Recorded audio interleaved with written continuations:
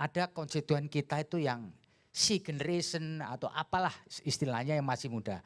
Mbak Oki sendiri di Dapil DKI 2 ini kan milenialsnya atau orang-orang muda banyak banget nih di Jakarta. Gimana cara melakukan komunikasi dengan mereka ini? Iya, saya rasa ada perbedaan ketika kita melakukan kampanye ketika saya dulu memulai tahun 2009 dengan saat ini. Dalam arti kata sekarang itu perang udara juga perlu kita lakukan. Jadi Mbak Oki gitu juga ya. punya tim yang mengelola sosmed untuk anak-anak muda? So far untuk sosmed masih saya sendiri. Oh, dikelola sendiri? Masih saya sendiri. Karena ya buat saya apa yang saya sampaikan itu memang dari hati saya begitu. Jadi kalau saya bicara tentang fashion katakanlah sekarang kan fashion juga sudah menjadi konsumsi hampir semua lapisan gitu ya.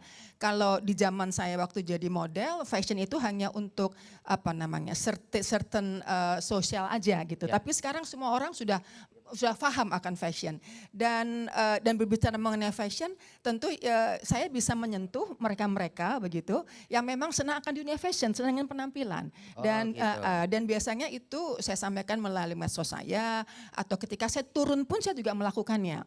Turun dalam arti kata artinya perang darat juga saya lakukan. Ya. Seperti misalnya di Jakarta juga cukup banyak majelis taklim atau ibu-ibu yang tidak terlalu familiar dengan medsos. Jadi itu pun juga saya lakukan.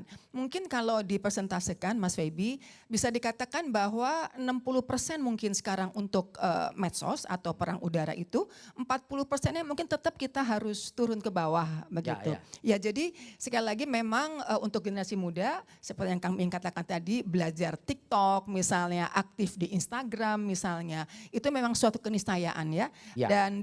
Dan mereka senang kalau misalnya yang kita sampaikan itu ada maknanya, nggak cuma sekedar OTD misalnya ya OTD atau nggak sekedar cuman makan apa kita gitu, tapi ada hal-hal lain yang mereka bisa pelajari. Begitu juga ketika kita turun begitu, kalau tadi Mbak Siti sempat mengatakan dikenal, kemudian disayang, disukai, kemudian dipilih. Nah untuk disukai dan disayang ini pengalaman saya Mas Feby, mereka-mereka itu di dapil saya terutama senang kalau kita hadir mereka dapat sesuatu. Jadi nggak cuma sekedar datang aja, oke kita datang, tapi ketika kita berkomunikasi dan mereka mempunyai wacana baru terkait mungkin dalam kesehatan ibu dan anak, mungkin dalam mereka mendidik anak mereka, makan masih jalan-jalan, tapi kemudian kita kasih suatu wacana pendidikan mengenai kesejahteraan keluarga yang baru, mereka senang gitu dan saya pun juga merasa lebih bermakna ketika turun tidak hanya sekedar turun, tapi ada ilmu ataupun ada pengalaman yang bisa saya bagi rasakan, begitu kira-kira Mas Feby. Terima kasih sudah nonton. Jangan lupa like, subscribe, dan share ya.